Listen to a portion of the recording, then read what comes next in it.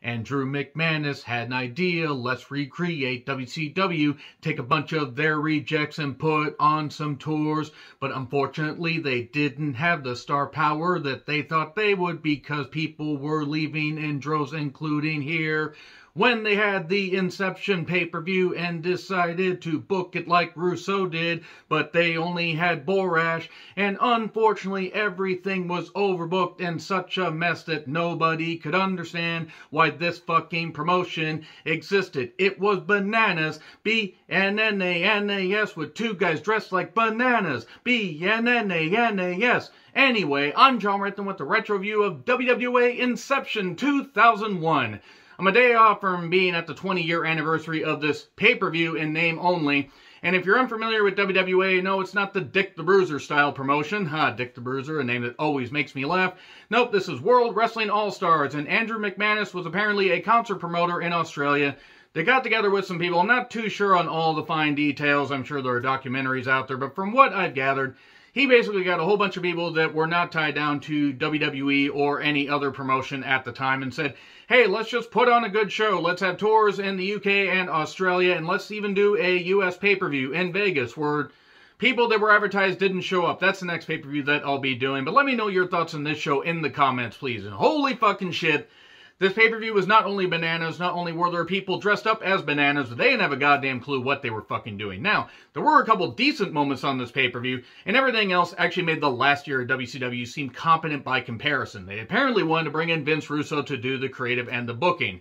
My God, it was almost like he was ghostwriting this. Like his spirit was just hanging over and saying, yes, Borash, yes, whoever is doing creative, do my bidding, do my bidding. Ruin this goddamn thing like my creative helped ruin the last year of WCW. Fucking goddamn hell. This was so fucking bad. This was really, really fucking bad. I got a lot of goddamn notes, as you can hear from the pay-per-view that sounds like a goddamn, screen door in a windstorm. Just, flopping around and everything. Anyway, Sydney Superdome, 8,500 people, which sounds pretty good until you look up the fact that the capacity for that particular venue is anywhere between 18 and 21,000. So I'm guessing they pulled what WCW did for Nitro in the Georgia Dome and hung a curtain down half of the venue, which it was still impressive they managed to draw that crowd, but ooh, boy, I can't imagine the amount of money they had to spend on international travel, any work visa stuff or whatever to get everybody there, including Bret Hart. They got a bunch of goddamn people on this thing. It's a cool time capsule because it is between the time where WCW, ECW shut down and NWA TNA had not started up yet. Now, this would eventually, come to pass where there would be a bit of a working relationship because NWA TNA was, even when it launched, the funding wasn't quite there that they thought would be there, and then Dixie Carter helped take over the funding and ran that goddamn thing creatively into the ground, despite the fact they had a whole bunch of great talent. But let's move on to this. In case you're wondering why I'm wearing a Bret Hart t-shirt, he was a commissioner at this time. Unfortunately, he would not be the commissioner for the whole run because he would suffer his debilitating stroke that would lead to a lot of health issues, would lead to eventually him having a renaissance and being able to give, up a lot of that stress he'd been carrying, though I do appreciate his brutal honesty. And Bret was one of the few people that came across pretty real here, but everybody else, or at least 90% of the roster, came across really cartoonish. Half the talents had to have either been drunk or dealing with their personal issues, and given the time period at this point, that's probably a safe bet.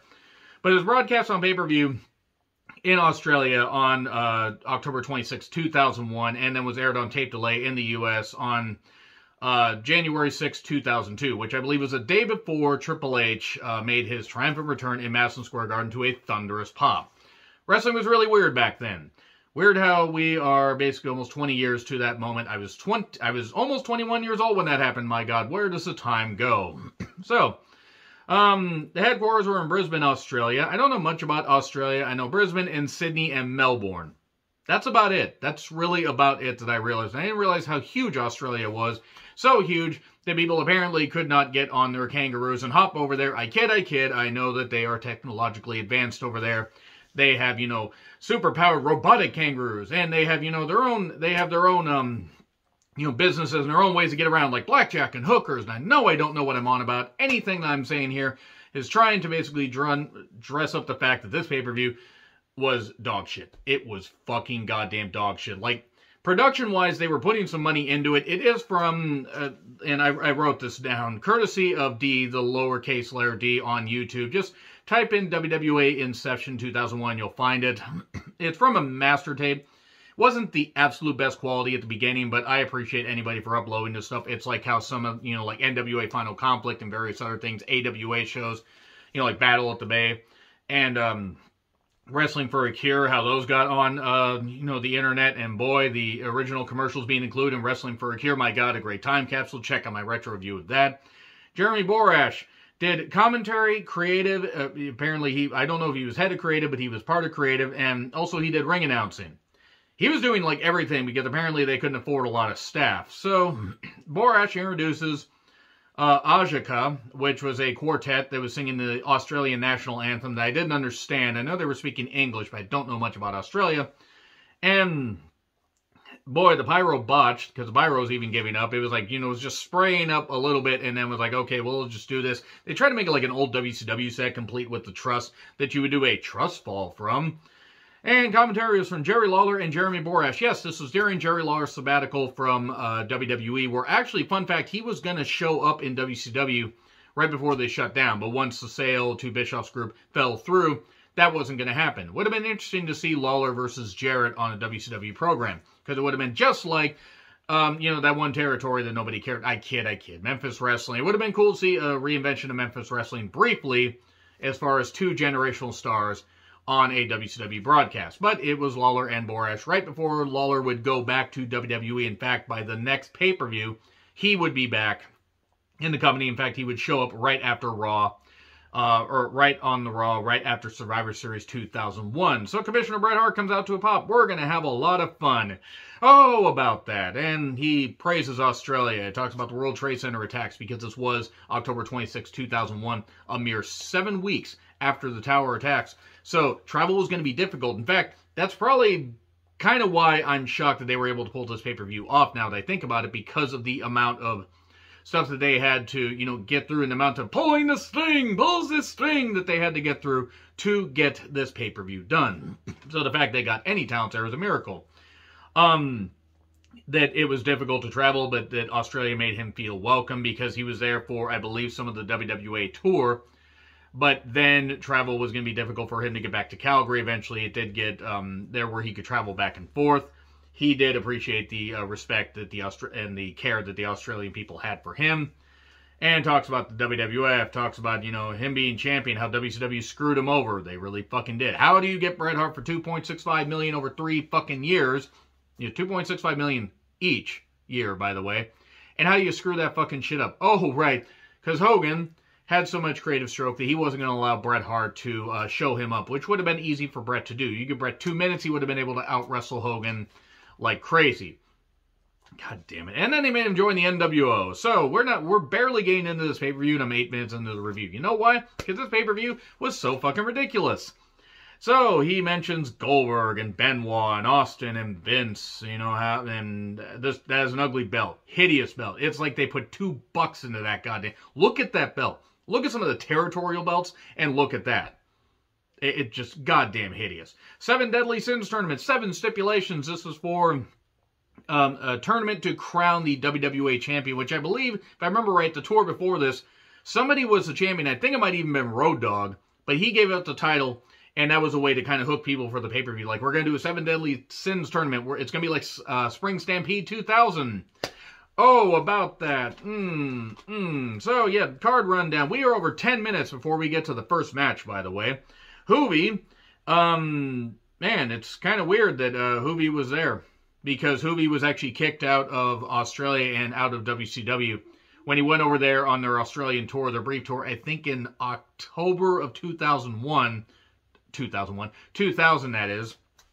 And then he was kicked out, and I'm amazed he was actually allowed back there, because some countries are pretty strict about shit, there. And he got fired from WCW, did not get to see the fallout and the afterbirth that was the invasion angle. And it's him versus Psychosis. Ladder match for the for the WWA International Cruiserweight Championship. And it's also a WWA quarterfinal match. World title quarterfinal match. And echoey commentary. The commentary was piped into the arena, seemingly. Or maybe that's just the way the master tape was on tape delay. But if that's the case for the Australian audience, that must have been really fucking distracting. Granted, it might have been a way for them to be told what the fuck is going on. But maybe it's also to hide the fact that the crowd popped at times, but considering they were in an 18,000-seat venue, 21,000, and curtain or not, there's only so much, piping in you can do and try to disguise the fact that there was not a lot of crowd noise. Now, the ladder was introduced. Psycho got busted open. It was fine. This probably was the best match on the show, which isn't saying much. Psychosis hitting the ropes after Hoovy drop-kicked the ladder. Dive by Hoovy where he just botched, and then the ladder fell right on the referee's head. And then 450 to Psychosis. Hoovy eventually gets the belt, but suffers some kind of rib injury, or it was just a way to write him out of the storyline since he was a Cruiserweight champion. They didn't want to take shine off of that belt, so they had Hoovy have broken ribs, so somebody else will substitute for him. So already this tournament is fucking bullshit. Then we get WWA Starlets, I think is what it is. And basically they were dressed kind of like the XFL dancers, and also it was like the Nitro Girls, except they really couldn't get the top line women that had, great presence on TV. They were just dancers that probably had no idea what the fuck they were doing there. They were just, being paid to come out and dance and recreate WCW's dying days. Nathan Jones is staring at the West Hollywood Blondes as he arrived. Yes, this was Nathan Jones when he actually had a wrestling career. Nathan Jones had a great look. WWE scooped him up and did a whole bunch of, vignettes and everything, and guess what? He was not very good. He wasn't. He looked great, and he does great shit as far as stunt work and big man work in Hollywood, but that's it. Ro McManus was also there, and apparently he's some kind of host, radio host or whatever, or talk show host in Australia. Sorry, I'm not up on my Australian talk show host knowledge. Disco Inferno was here. He hands his credit card to a guy telling him to get 2 suits in security. This is a running gag that was not funny before because Disco Inferno was never funny. We then get the Road Dogg versus Konnan dog collar match. Dog versus dog. It's a dog-eat-dog world. Road Dogg was not in a good place at this point. Konnan did his usual shtick. This was bad. This was really, really bad. He also took a shot at Road Dogg being fired from WWE. Whew, boy. They basically talked on the mic longer than they fucking wrestled. This match was maybe 4 minutes, and you can touch all 4 corners or by pin or get a pinfall or submission to get the victory. Okay, whatever. I mean, I guess it's a different way of doing a 4 corners dog collar / bull rope match. Konnan got a construction, tool out, basically a crowbar. No, not Devon Storm. He's on a little bit later, and Road Dogg ends up winning, and this is sloppy as fuck. This was bad. Really, really bad. Road Dogg didn't even have the goddamn dog collar attached to him. Why have a dog collar match if you're just going to do this shit? And then they talk about the Skin to Win match, which is 4 women that basically, the last one to have her clothes on win. Objectifying women. Hooray! Devon Storm, not Crowbar, even though he was kind of advertised as Crowbar at the same time, versus Screaming Norman Smiley. It is literally like WCW was reborn. Just not good WCW. And that's nothing against Devon Storm, who's tremendous. Nothing against Norman Smiley, who's tremendous and a very tough wrestler. Hardcore match. Smiley got a pop. Whoo, boy, we got a lot of weapons and a lot of bullshit and stuff like that. We didn't get Mark Madden on commentary, so at least there was that.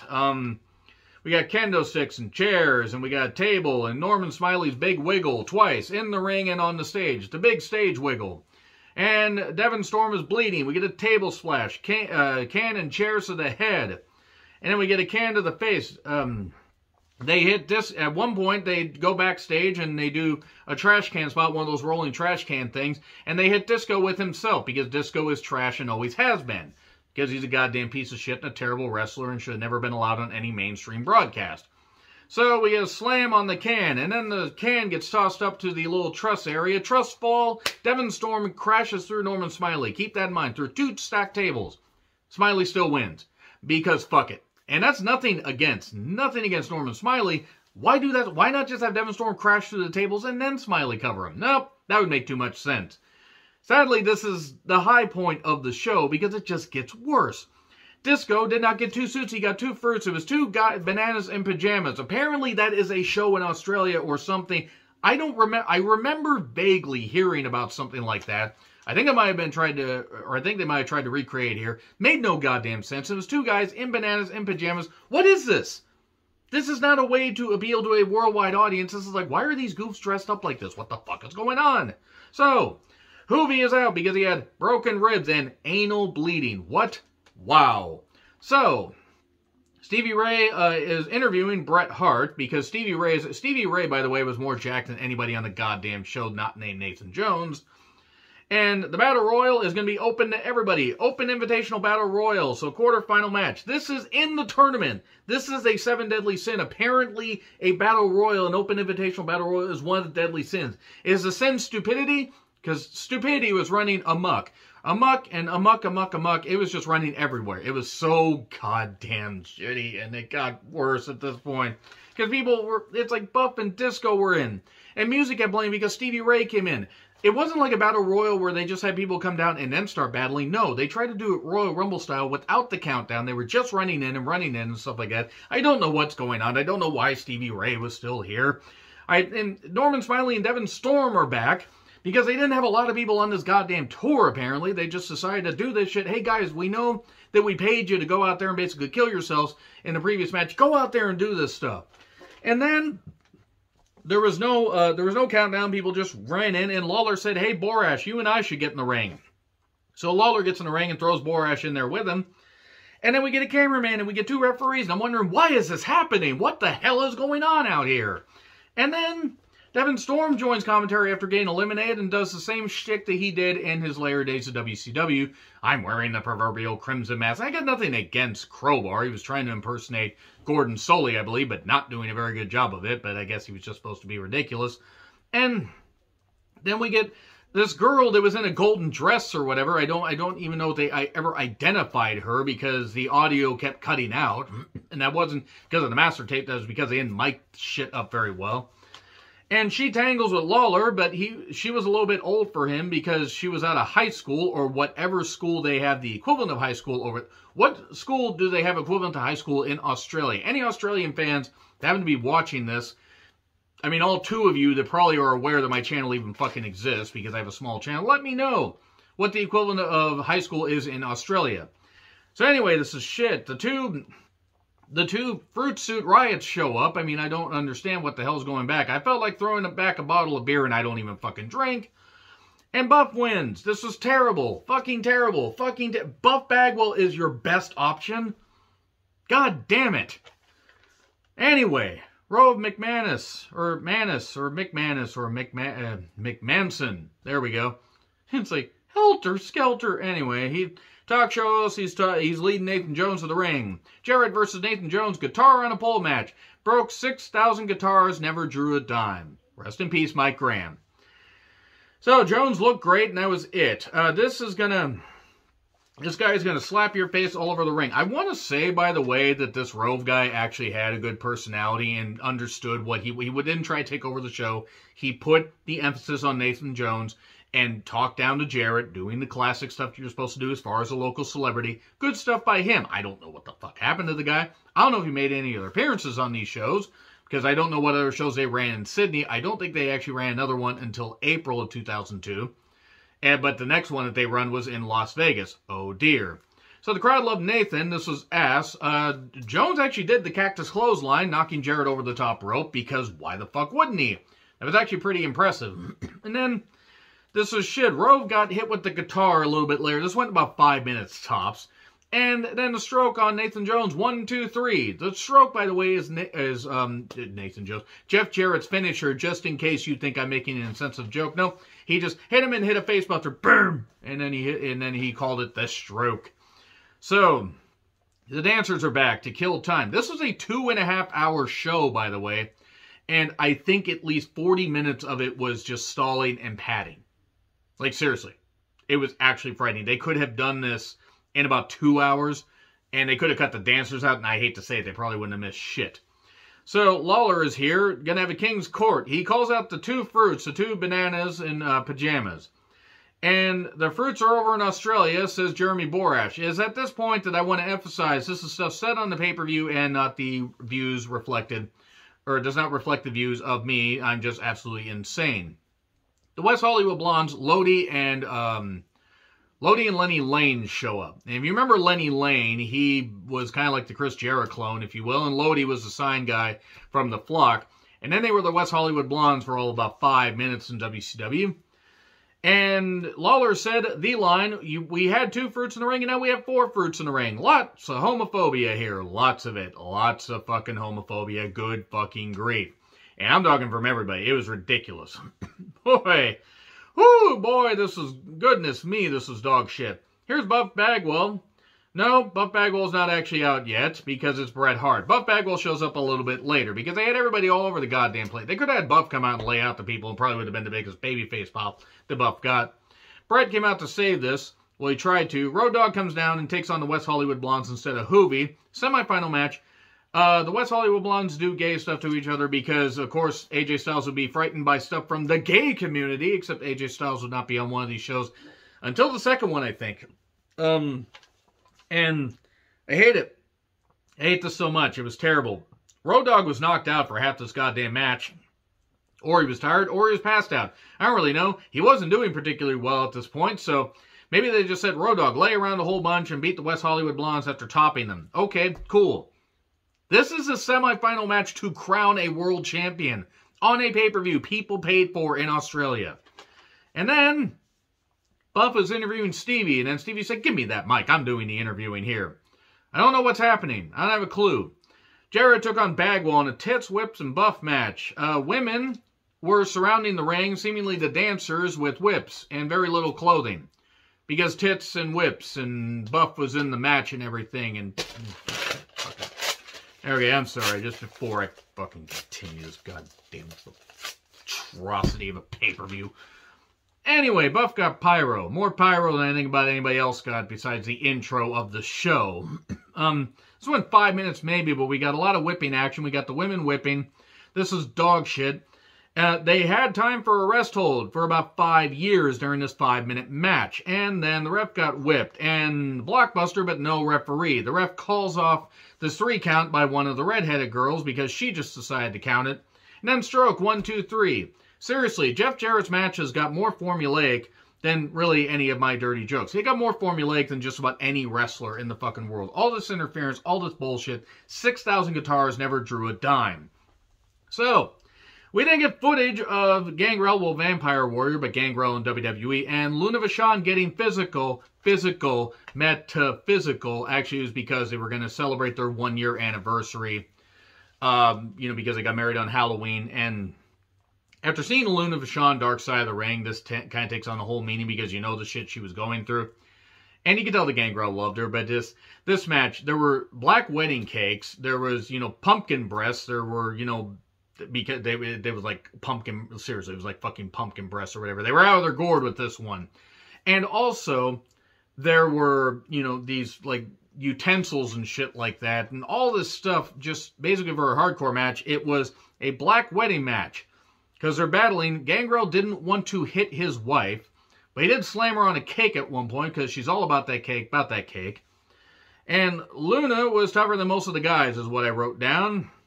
She hit the tongs to the testes, which was hilarious, because nut shots, am I right?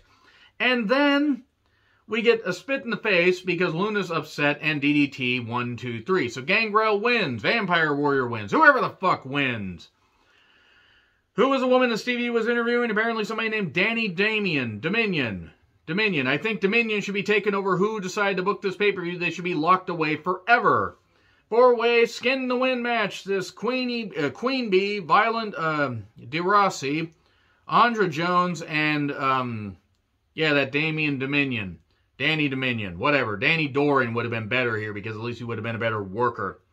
So, yeah, this was ridiculous. The women got stripped, but they had pasties on because even pay-per-view, they didn't want to actually expose tits on pay-per-view. We aren't XPW. Rest in fucking hell, that goddamn promotion. So, Stevie Ray runs down, attacks this guy, and who the fuck won this goddamn thing? Andra Jones won. Okay, cool. Let's move on. This was something that was put on pay-per-view. Why? And then they had so much goddamn time. They cut so many of these matches short. As the steel cage is up there, the Andrew McManus guy, the guy that's this concert promoter, he hands a letter to Jeremy Borash from Malaysia. Easy for me to say. Scott Steiner is going to be coming. They don't mention Scott Steiner's name, but he's coming to WWA. They kill a lot of time here, and then kill more time when Disco comes out, gets in the cage, and challenges the two fruits in suits. That's what they keep saying, because apparently homophobia runs rampant all over the goddamn world. And my goodness, they're the two bananas in pajamas that come out, the same guys. They start beating up Disco, but then they battle up on the cage. One gets launched through a table that doesn't break. That probably really fucking hurt. They were probably wrestlers taking these bumps at this point. And then the bananas are all happy with each other and everything. One rises up back on the street, and that's it. And then Jarrett takes on Road Dogg in a steel cage match because apparently somebody saw WWE 1995 and said, hey, we need to do the Roadie versus Double J Jeff Jarrett. That was a good idea. The same year where Vince McMahon lost $6 million because A, the steroid trial, the drop-in stuff, and also, oh yeah, the fact that everybody had to have a goddamn occupation, and Vince McMahon lost his goddamn mind. Thank God Vince McMahon now hasn't lost his mind. Oh, this was, again, more typical bullshit. Steel cage match for the WWA Championship. Bret Hart joined commentary and did a lot of screwjob shit because they ended up outside the cage. Jarrett was bleeding. A guitar got put in the goddamn ring. 2 ref bumps. Bret would not ring the bell when Jarrett had the sharpshooter on Road Dogg. He wouldn't ring the bell when Road Dogg had the sharpshooter on Jarrett. No, you need to win it the right way. And then Bret goes to leave. Road Dogg gets the title from him. Gets hit with a stroke on the title. And gets pinned anyway. So what was the goddamn point of this whole thing? What was happening? Why did this happen? Jeff Jarrett being a world champion in another promotion. My fucking goodness. Sharpshooter by Jeff to close the goddamn show. Fucking dog shit. I will be retro-reviewing the rest of these pay-per-views, not the weekly TV, because A, I don't think all of it is on YouTube, and B, no, if it's anything like this goddamn stuff, I'm retro-reviewing the pay-per-views, probably not even on the 20-year anniversary. I'm just going to lose my mind, because why not? Anyway, that was WWA Inception 2001. It's only up from here, because it can't get any worse. I fucking hope not. God damn it, I almost want to throw this shit in the air, but I got time to clean it up. Anyway, agree, disagree with what I said. Like, share, subscribe, Twitter handle in the description. I'm John Ritlin. I'll see you soon.